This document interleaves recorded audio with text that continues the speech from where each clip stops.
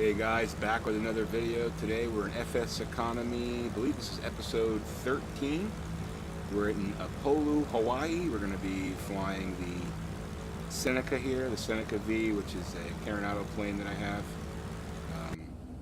Really nice plane to fly, although it's a little bit glitchy with the maps and stuff, but I still like flying it. And we're going to be doing a interesting flight here. Let me just show you what we got planned here. Going through Upolu, we're going to take a couple of twists and turns around the couple of the islands here, so we're just going to stay over the water, but we'll get some nice sights. And then we're going to end up landing at, the name of the airport is Kalaula. I have a hard time with these Hawaiian names. It's PHJR. So the whole thing is going to be about 140 nautical miles, and show you what we're going to be bringing 5 passengers. We got about $3,300 to make here. It's not a big, huge assignment, but fun nonetheless. So I do like flying these. I do like flying the Seneca. And actually, if I was going to buy a plane in Hawaii, this would probably be one of the planes that I buy, because they don't have any C90s over here. But let me just show you my current status. I got 293,000. And I did go ahead and purchase a King Air C90. I've got it in Charlotte. I think I paid 800 grand for it. I sold my Cessna 172. So this one is working for me in Charlotte. If you get there, look for 328 Baker Gulf and rent that plane for me. And it's got some fuel in there if you want to take advantage of that. But yeah, so check that plane out if you're in the Charlotte, want to fly FSEconomy in the Charlotte area. For today, we're in Florida.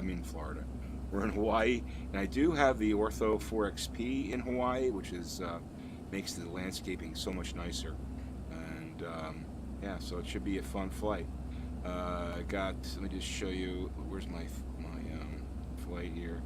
So we do have 60 gallons of gas, which is going to be plenty of gas to go 140 nautical miles. And that's about it. So let me just, I do already have my, let me show you the GPS.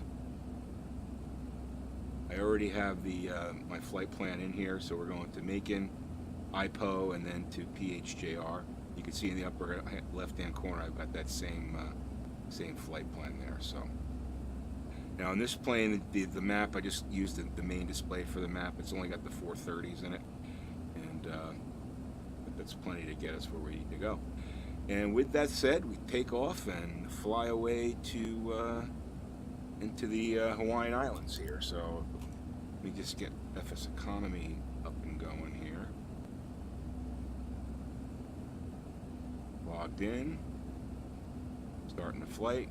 It's got my assignments in here. You guys can't see this, but I can, and boom, I've got everything ready to go. So,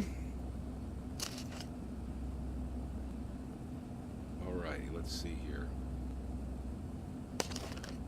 Into VR we go. Let me make sure I'm centered nicely.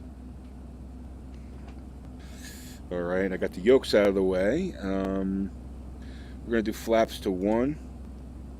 And you can see already you got that brown soil next to the runway, which is that typical of Hawaii.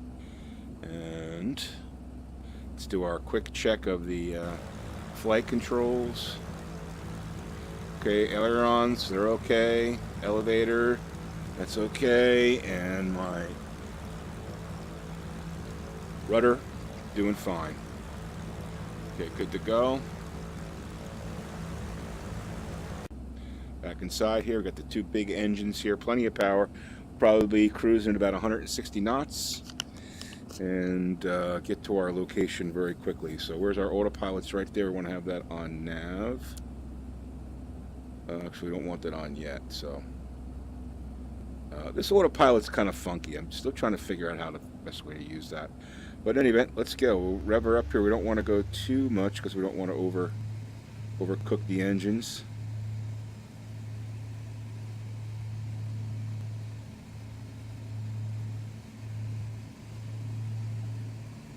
Manifold pressure up to 35. And here we go. Oops.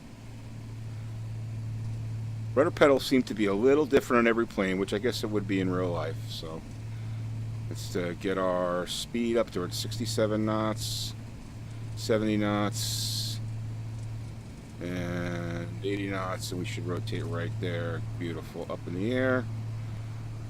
Gear up. Flaps up.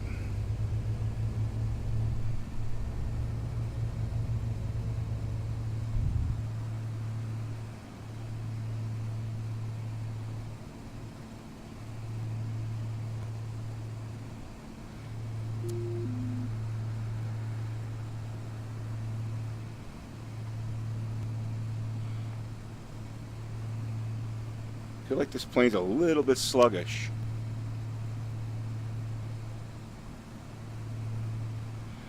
Gotta get some airspeed, which we're getting.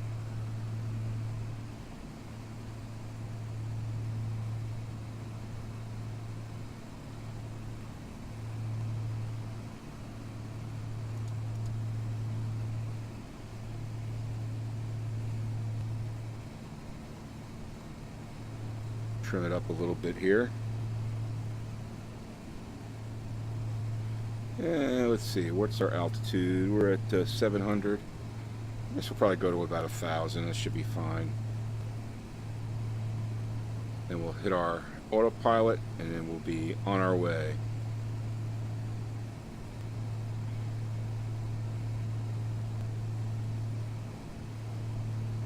That's good right there. Hit the autopilot on nav.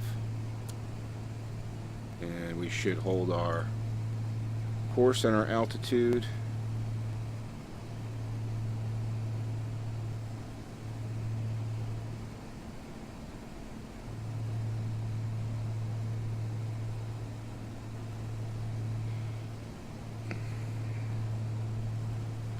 There's our fuel. We got about a half tank of fuel.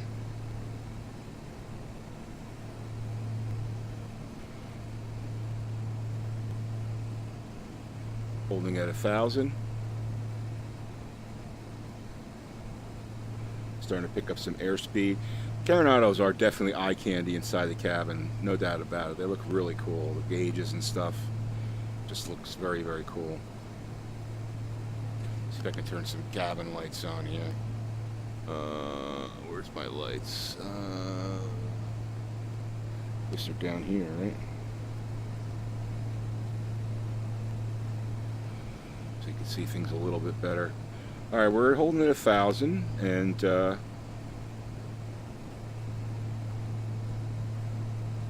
don't know why that the altimeter says 1,500. That's weird. This guy says 1,000. This guy says 1,500. So this altimeter is off. In any event, it's okay. All right, getting on track here. Let's go to flight plan. Cumulative is 69 nautical miles total. Oh, no, that's not cumulative. That's each leg. It doesn't have the cumulative. That's why I hate this 430. That's why I hate the 430. But in any event, very nice sparkle in the water here. I guess maybe that has to do with the ortho. But the island's looking really nice here. Or we can test our fuel flow a little bit. Bring back our throttle a little bit.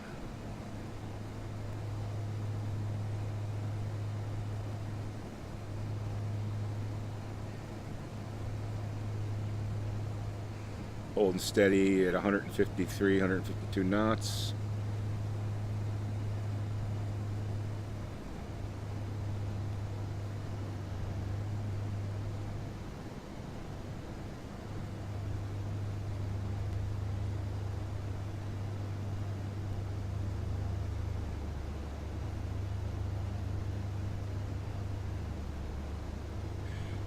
Still getting used to these gauges.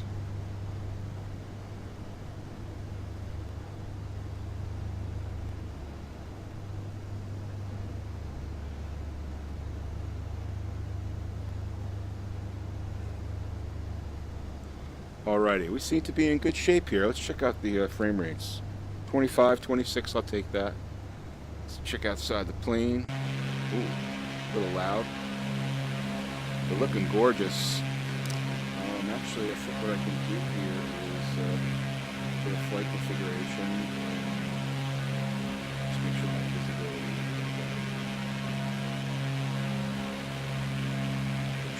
is. Here's 48765, tail number.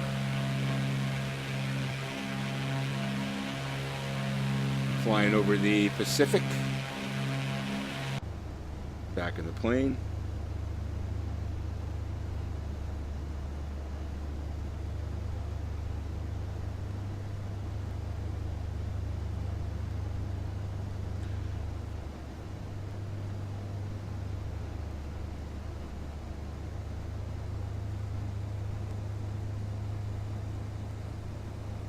Just adjusting the propeller and stuff to try to get as much out of this engine as I can. Alrighty, so a couple things I wanted to talk about. Hurricane Irma. Oof. How awful was that? I mean, just a terrible, terrible experience for Florida and for the Caribbean. The U.S. territories there are just really, really, really awful. I wish everybody there, you know, all the best, and thoughts and prayers are with them. And I do have family that in Key West, one person who decided to stay, and that person's okay, which is good, although it was probably a pretty harrowing experience. But you might want to also check out a couple of videos I did. I set up the real world weather during Irma just around Naples, and I did two videos, one where I flew above the hurricane and dove into the eye, another video where I actually flew through the eye wall, which was kind of interesting to do and explain. Fun to do, for sure, but definitely interesting. And yeah, so you might want to check those videos out. But the cleanup is still going on there. Most parts of the Keys don't have power yet. It's been a week, and I can remember Hurricane Sandy, where we were hit pretty badly by that, and we had 9 days without power, which was after the fifth day, it just seemed like an eternity.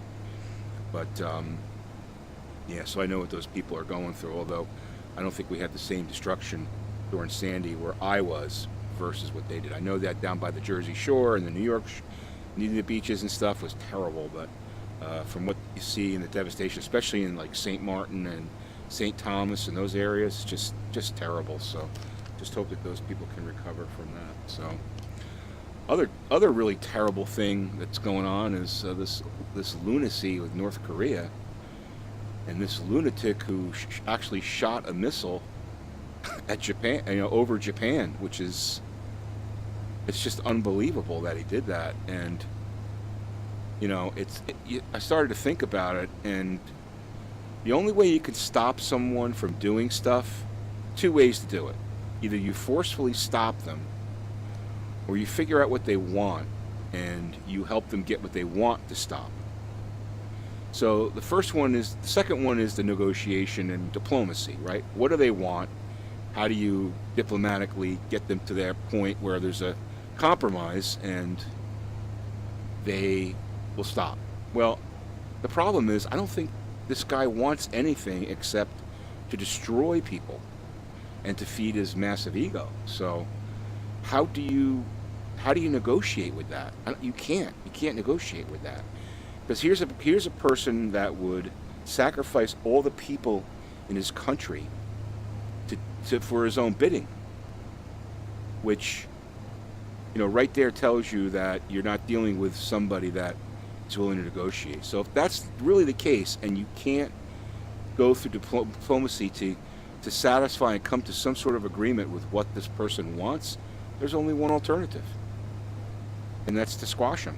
And if you have to do that, it's going to be really bad, because tens of thousands of people are probably going to die.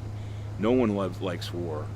No one wants to see, obviously, people lose their lives. It's the worst thing you want to happen.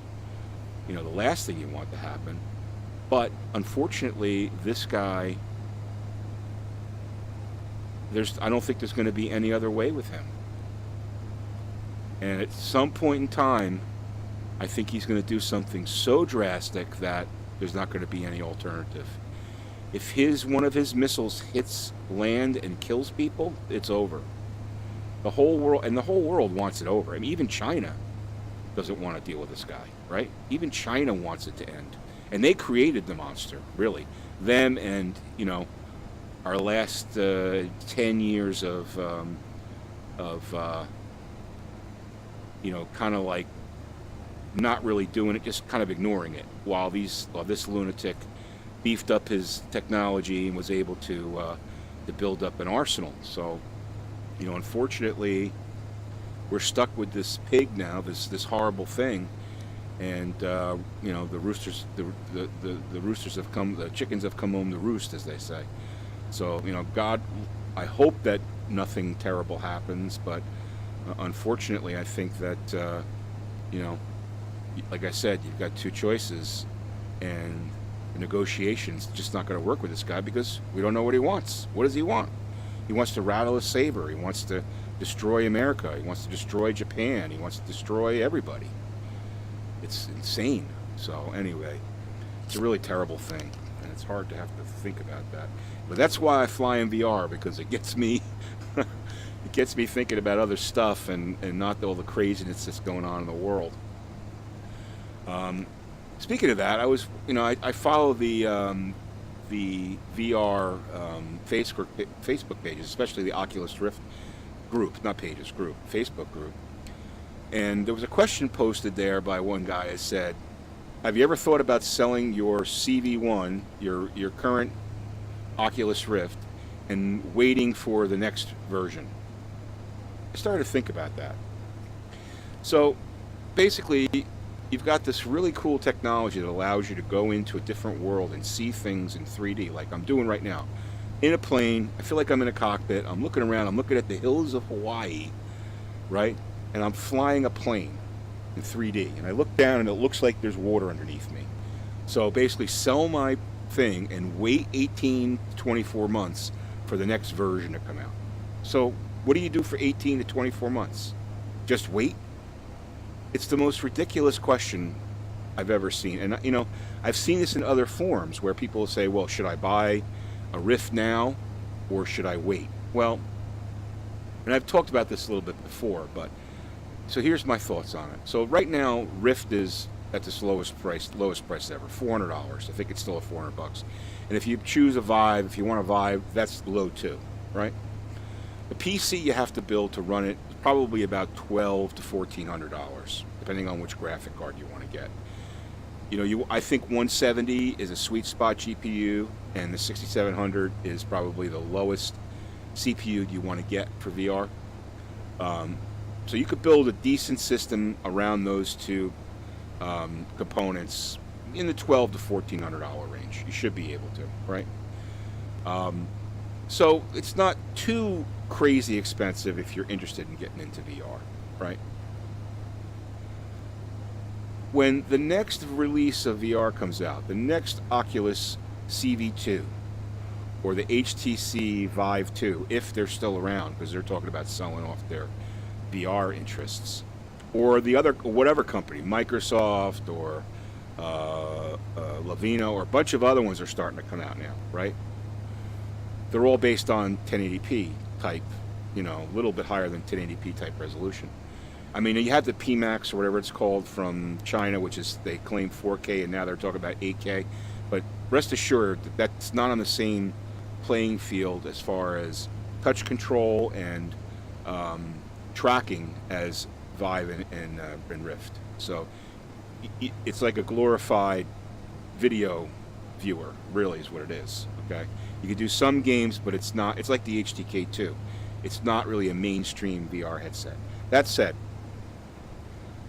if you're going to stick with mainstream that has the full tracking and the motion controllers and all that, like HTC Vive and Rift, you're waiting 18 months to 2 years for the next release. So they're probably looking at like 14.4 type or like maybe 4K type display in the headset. And yeah, that's going to fix things like better visibility, clearer definition, Maybe they'll do wider field of view, although I don't think they're going to get, how wide are they going to get? Maybe 140, so it's going to be a little bit better, okay?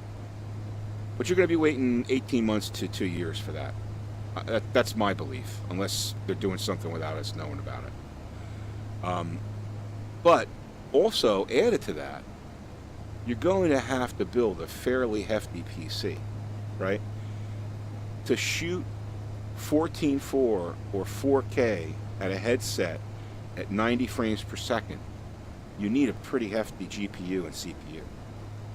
So this $1,200 to $1,400 PC is going to be out the door. Now you're probably looking at about a $2,000 PC, right? Because the video card that will support this probably isn't even out yet, because a 1080 Ti might be on the low end of the next generation VR headset.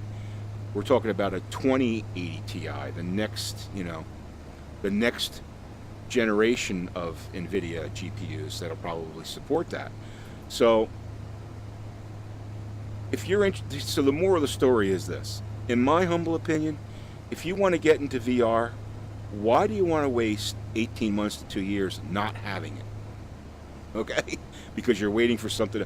You could wait. If you have that attitude, you could never. You might never do anything in technology, because you're always waiting for the next thing to come out. So my advice is, if you're into VR and you want to get into it, do it now. Believe me when I tell you, especially if you're doing it for flight simulation, it is good enough to be amazing. That's the horseshoe. It's like a little horseshoe over there where you can go scuba diving. I did that when I was in Maui. But in any event, it's so amazing. And I think that's Molokai to our left. Maui, right over there, the big island right here, or the Maui right there to our right. That might be Lanai over there.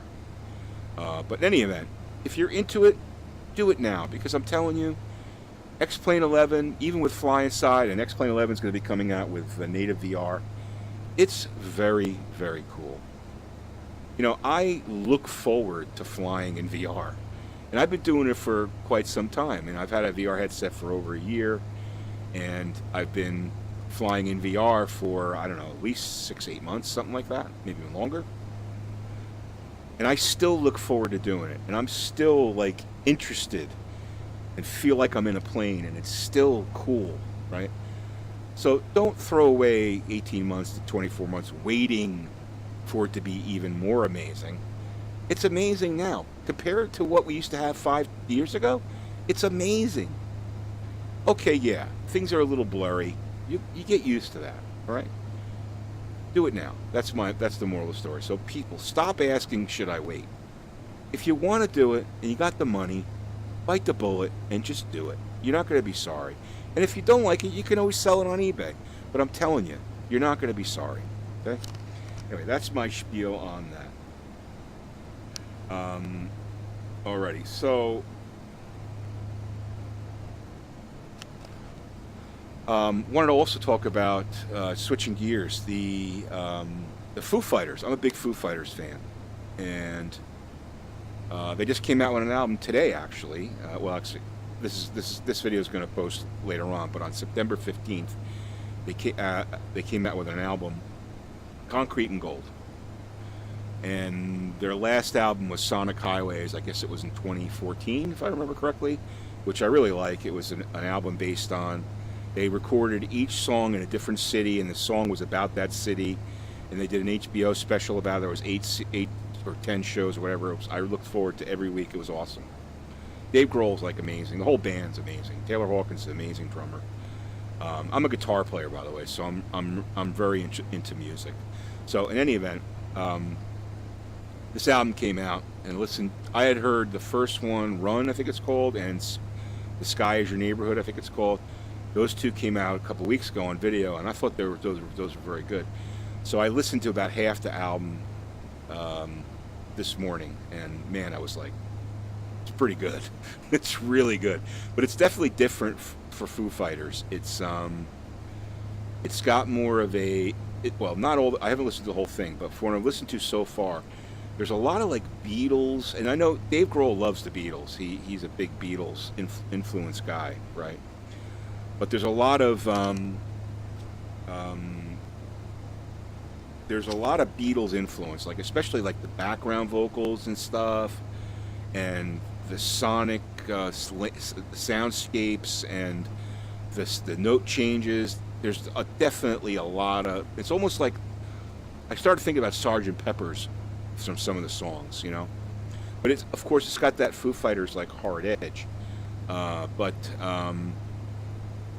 the mix is different for them because they usually their albums are usually very well separated in the mix. So if you listen to with headphones, you can really like detect each instrument in its own space. I'm into mixing and production and stuff, so but you can really pick things out. This one, it seems to be the mix seems to be more glued together, like one, if you will. It's hard to explain. Now they used it. They didn't go with Bush Vig didn't produce this one. He produced their last couple albums. They went with this other dude who's like almost like a pop producer. He does a lot. He produces a lot of pop people. But you know, so far very impressed with it. You know, I'm not sure if everyone's going to like it. Like the traditional Foo Fighter fans that want them to rock out, you might not. You know, you might not like it.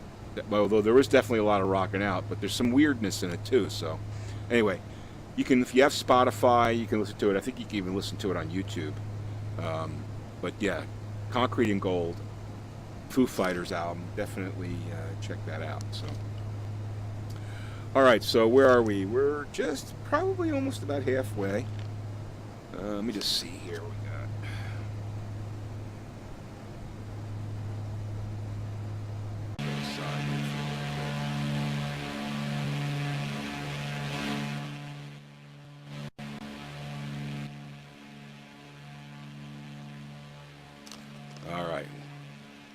Sailing across the waters here. I think that water looks really cool in VR. I think they added that in 10.5. I'm running 10.5, which added all the airports, and that's of X-Plane 11. But that water, like glistening in the water and stuff, I think that's pretty new. Like I don't remember that before. But anyway, it looks really nice. So, in any event. All right, so I just want to talk about helicopters. Now, I love helicopters. I've never flown a helicopter. I mean, I've never flown a real plane, but I've never flown. I tried flying a helicopter, the standard one, in X-Plane 11 using this thing, which was, you know, this is like, it's like flying a washing machine with this thing, right? But I'm seriously thinking about getting into flying helicopters.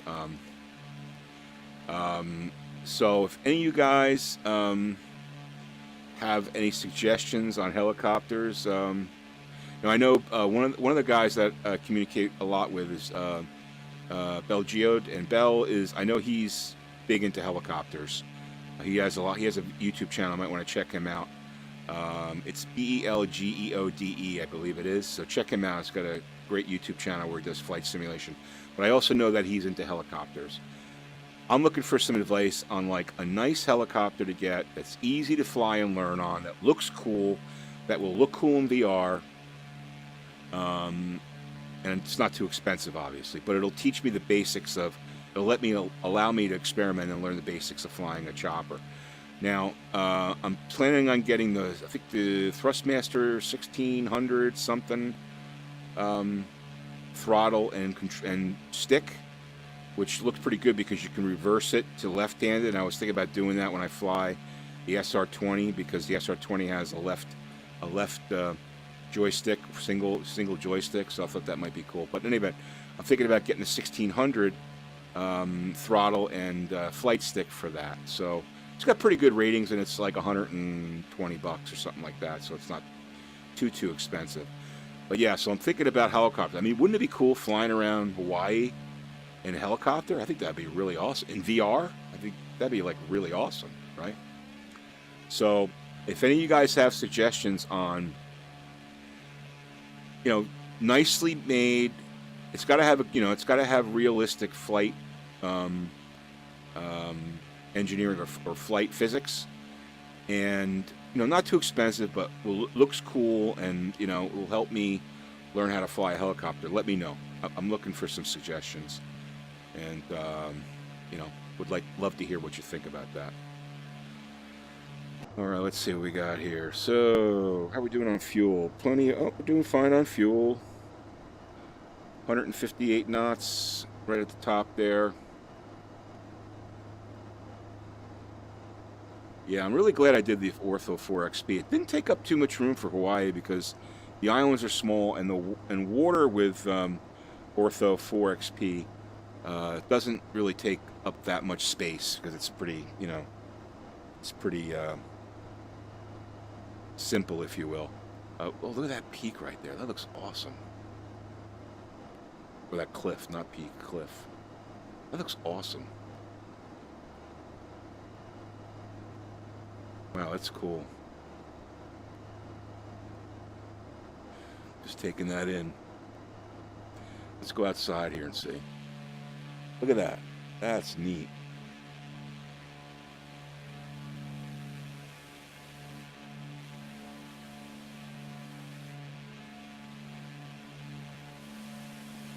That's cool. Check that out. I mean, so I feel like I'm like hovering above the ocean here in 3D, and I can see everything, which is pretty intense.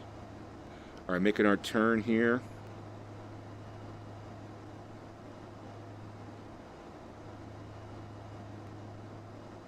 Just taking in the scenery.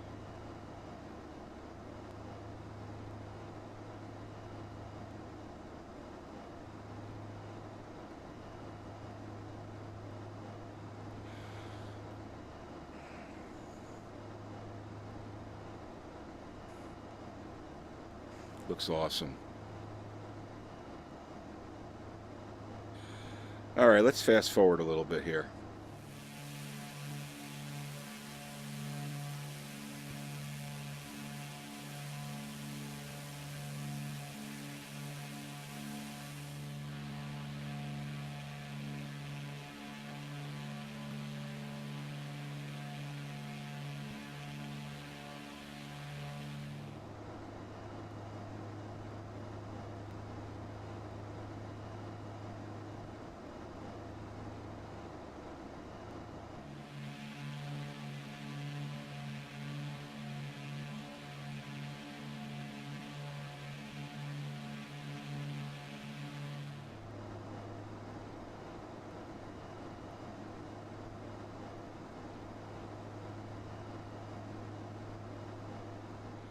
All right, guys, we're about 5 minutes outside of Kealoha Airport, and we'll be making our way there.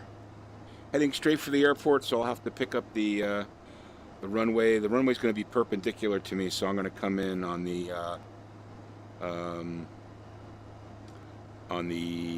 right side of the runway, so which that would be the north side. And then we'll make a final turn into the runway. Pretty simple landing procedure, but we've got about little under 5 minutes here to go, so we'll just get things ready. I can't really see it yet. We're 12 miles out. Let me just see if I can zoom in, get a sight of the airport. Oh yeah, I see a tower there. That's good. That's good. So what I'll do is when we get to about 5 miles, I'll just fly to the north side here, and then once we pick up the runway, I'll make a procedure into land. It should be simple. We're not flying a real heavy plane here, so we're doing fine on gas, and everything seems to be running smoothly. So far, so good. Pretty smooth flight, getting these 5 passengers, 140 miles. Hope you guys are enjoying the flight. Yeah, the reason why I recorded this instead of streaming is because I've been having internet problems. My cable modem has been intermittently going out. I don't know what the problem is. I use Xfinity, and they came out, replaced the modem about 2 weeks ago. I haven't had any problems up until today. It started acting up again, and I checked the power levels on the cable, coming in from the cable, the downstream and upstream, and that seems to be fine. It's within specs, so I even changed the cable out between the modem and the cable plant. So I'm not sure what the hell's going on, but I can't rely right now. I can't rely on an hour or an hour and a half worth of solid internet connection to do a stream, which sucks. So I'm gonna have to have that looked at here. All right, let's take a look here. Oh, look at that. We're coming straight into runway, so we don't have to do any vectoring. Isn't that nice? Looks like a short runway though, so. But I think that should do us okay. And we could go to the right here. Just zooming in here, taking a look. Or we could just go there. I think we'll just stay on this track. We'll land straight in. Why not? All right, so we've got, where's our 7 miles out?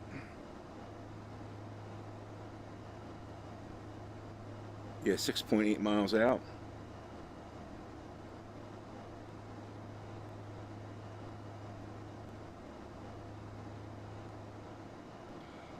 Should be okay. Hopefully it's long enough. I mean, it should be long enough. Like I said, this is a small aircraft, so we should be able to get it in there. Short runway, short field landing. Why not?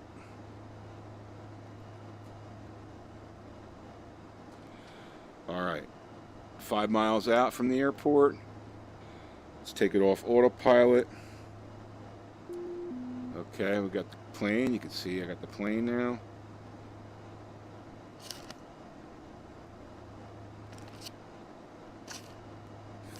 All right, let's get our gear down. Hear the gear going down. Got 3 green. Great. And let's get our flaps to 1. Start to hear that wind noise. That's XP realistic, giving us that flap wind noise. We are at 600 feet.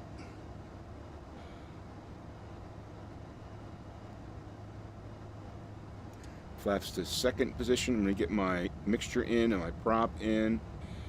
Gump. Right? Gas, undercarriage, mixture, propeller. So I got the gas on both.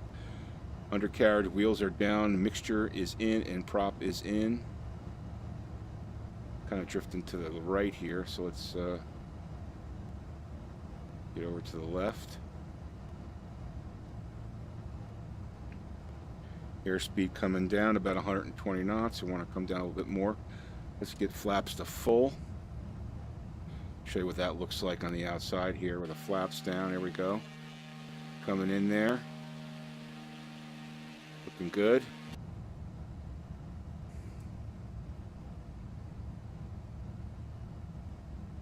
$100 knots.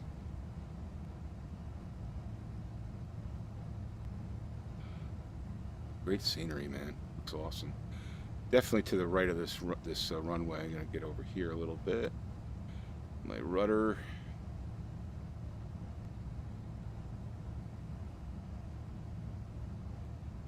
That's a little better.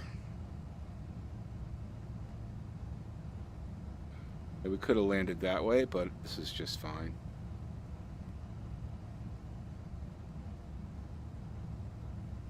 $100 knots coming down here. Trim up the nose. Coming down on the throttle. Getting a little bit jumpy here with the frame rate. All right, throttle down, nose up. Gonna flare it out.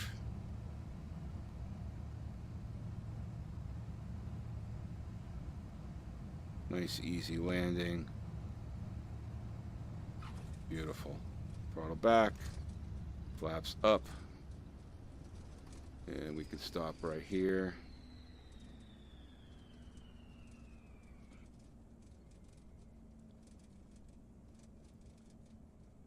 Beautiful. All right. I don't see a taxiway here anywhere. Let's taxi over to, looks like General Aviation's over there somewhere. So let's Now I can see, I feel like the head bobbing with XP Realistic, which is nice too.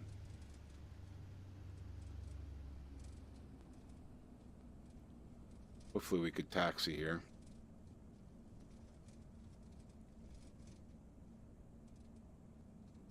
I see taxi lights, but I don't see any lines. I guess there's my, right there. There's no lines in the runway, so I'll just go over here.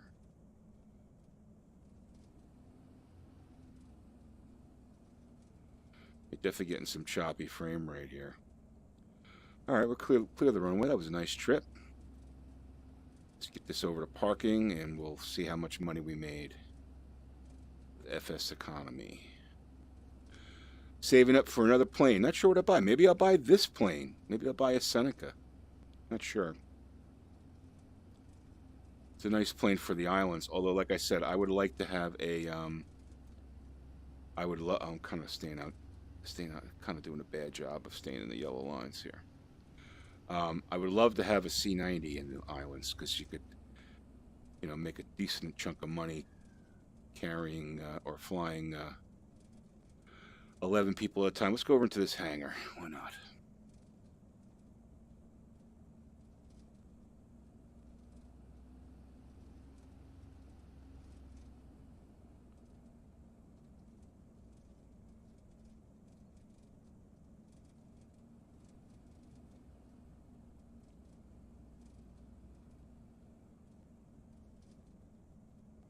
Well, there's the gas truck coming our way. Uh-oh. Good, he's turning. He's stopping for us. Good. Texaco. All right, here we go. Right here is beautiful. Set parking brake. Brakes set. Let's see what we look at outside. Nice. All right, we're going to have to throttle down. Turn everything off. And then let's get into FSEconomy. Turn that off and the flight. All right, let me show you. Oh, you can see the gas truck coming up to give us some gas. Sweet. All right, let's go into FSEconomy and go into log. And we'll see how much we made. We made $2,700. That's not too bad. I'll take that. It's a short flight, 5 passengers. You know, not too bad. That's where I bank up. Let's see. Let me just see. Put this over into the. All right, we're just 296, so we're getting there. And that's going to do it for our flight in Hawaii. So I hope you guys enjoyed this. I'll probably be doing more of these, just recording them this way. But, you know, listen, guys, hit the like button if you like what you saw today. And don't forget to subscribe to Bambino Games. And I wanted to thank Four Wheeling. He's my first Patreon pledge sponsor. His name's going to be included in the credits right after this. And if you wanted to sponsor me on Patreon, $5 or more, your name will be in that credit list as well, your screen name. So anyway, thanks a lot, guys, and hit the like button if you like what you saw, and don't forget to subscribe to Bambino Games for more VR flight simulation in X-Plane 11 with FSEconomy and even Pilot Edge and other stuff. Thanks for watching, guys, and have a great day.